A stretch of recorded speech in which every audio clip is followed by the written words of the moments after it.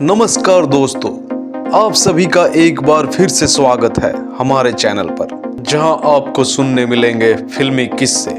लेकिन क्या आपको पता है, फिल्मों के जरिए किस्से दिखाने और सुनाने का सिलसिला किसने शुरू किया? जी हाँ दोस्तों, मैं बात कर रहा हूँ भारतीय फिल्म जगत के पिता कहे जाने वाले दादा साहेब फाल्के के बारे में। लेकिन आज ही क्यों?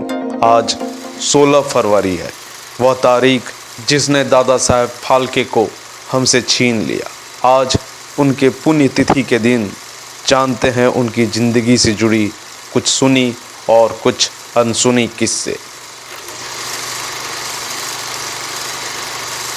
दादा साहेब फाल्के, पूरा नाम धुंडीराज गोविंद फाल्के। उनका जन्म 30 अप्रैल 1870 तत्कालीन बॉम्बे प्रेसिडेंसी के त्रयंबक में हुआ था, जो आज महाराष्ट्र के नासिक में है। उनके पिता श्री गोविंद सदाशिव फाल्के संस्कृत के विद्वान थे और पुजारी का काम करते थे। माँ द्वारकाबाई गृहिणी थी।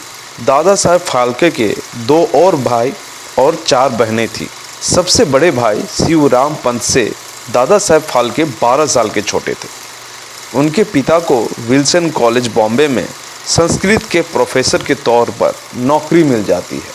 उनका पूरा परिवार त्रयंबक छोड़कर बम्बई चला आता है।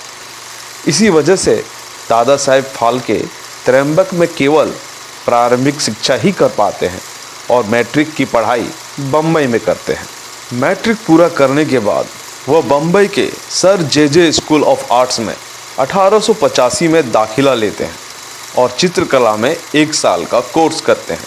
इसके बाद अपने बड़े भाई शिवराम पंत का साथ देने के लिए बड़ौदा चले जाते हैं। बड़ौदा में ही वो मराठे परिवार की लड़की कथिलाकाम बाई से शादी करते हैं।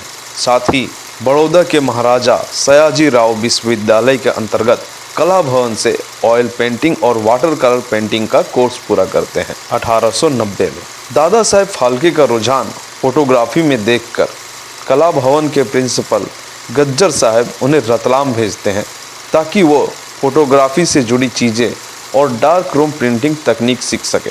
गज्जर साहब दादा साहेब से इतने प्रभावित थे कि उन्हें कला भवन का फोटो स्टूडियो और लैब इस्तेमाल करने के लिए दे देते हैं। लेकिन कई तरह के कलाओं में माहिर दादा साहेब फाल्के का जीवन अच्छे से नहीं चल रहा था। ऐसे में दादा साहेब फाल्के कला भवन छोड़कर गोधरा चले आते हैं और फुल टाइम फोटोग्राफर का काम करने लगते हैं। सन 1900 प्लेग की महामारी में दादा साहेब की पत्नी और एक बच्चा दोनों मारे जाते हैं। दादा साहेब फिर से बड़ौदा वापस लौट आते हैं, फोटोग्राफी का बिजनेस शुरू करते हैं। लेकिन उनका यह बिजनेस भी नहीं चलता है। उन्हीं दिनों जर्मनी के एक जादूगर बड़ौदा आए रहते हैं। दादा साहेब उनसे जादू सीखते हैं। सन 1901 के आखिर में खुद से जादुई तमाशे दिखाना शुरू करते हैं, प्रोफेसर केल्फा के नाम से। सन 1902 में किर्लोस्कर नाटक कंपनी के मालिक की भतीजी गिरिजा से, जिन्हें सरस्वती बाई के नाम से भी जाना जाता है, दादा साहेब दूसरी शादी करते हैं। 1903 में उन्हें आर्कियोलॉजिकल सर्वे ऑफ इंडिया में फोटोग्राफर और ड्राफ्ट्समैन की नौकरी मिल जाती है। लेकिन यहाँ भी उन्हें मज़ा नहीं आता है और नौकरी छोड़कर वापस प्रिंटिंग प्रेस का धंधा शुरू करते हैं। पार्टनरशिप में धंधा चल पड़ा, लेकिन बिजनेस पार्टनर के साथ मतभेद हो जाता है और वे प्रेस का बिजनेस छोड़ देते हैं। जिंदगी का गुजारा किसी तरह से चल रहा था, लेकिन दादा साहेब फाल्के इससे संतुष्ट नहीं थे। फिर आया वह दिन, 14 अप्रैल 1911। दादा साहेब फाल्के और उनके बड़े बेटे को अमेजिंग एनिमल्स नाम की एक फिल्म देखने का मौका मिलता है, बॉम्बे के गिरगांव के अमेरिका इंडियन पिक्चर पैलेस में। दोनों पर्दे पर जानवरों को देखकर आश्चर्यचकित होते हैं। भालचंद्र यह बात अपनी माँ गिरिजा और सरस्वती बाई को बताता है। वह बिल्कुल भी इसका विश्वास नहीं करती है। अगले ही दिन दादा साहेब फाल्के अपने पूरे परिवार को सिनेमा दिखलाने लाते हैं। वह ईस्टर का दिन था, इसलिए वहाँ ईसा मसीह की film the life of Christ दिखाई जा रही थी। पर्दे पर जीसस को देखते हुए दादा साहेब फाल्के भगवान राम और कृष्ण को पर्दे पर दिखाने की परिकल्पना करते हैं।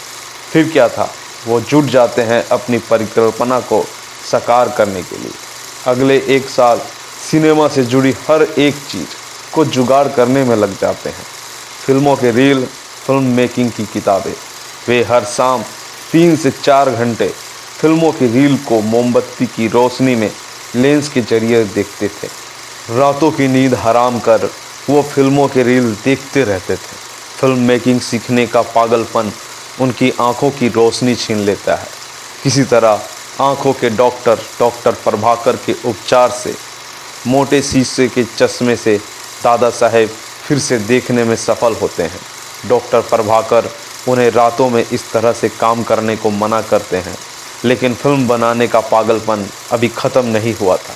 वो फिल्म बनाने की कला सीखने के लिए विदेश जाने की सोचते हैं और अपनी 12,000 की बीमा पॉलिसी को यशवंतराव नाडकर्णी और आबा साहेब चिटनीस के हाथों गिरवी रख देते हैं और 10,000 रुपये लेके वो लंदन की जहाज़ पर चढ़ते हैं। लंदन में दादा साहेब फाल्के की मुलाकात डायरेक्टर सेसिल हेपवर्थ से होती है। वो दादा साहेब को अपनी वॉल्टन स्टूडियो और फिल्म मेकिंग के सारे काम दिखाते हैं। अब तो दादा साहेब को यकीन होने लगा था उनका सपना जरूर साकार होगा।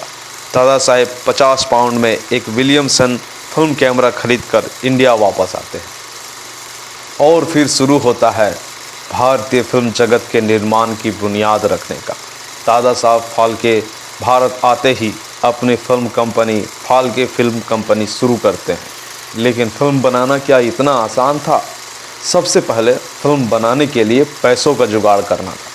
इसके लिए दादा साहब ने एक कमाल की तरकीब सोची।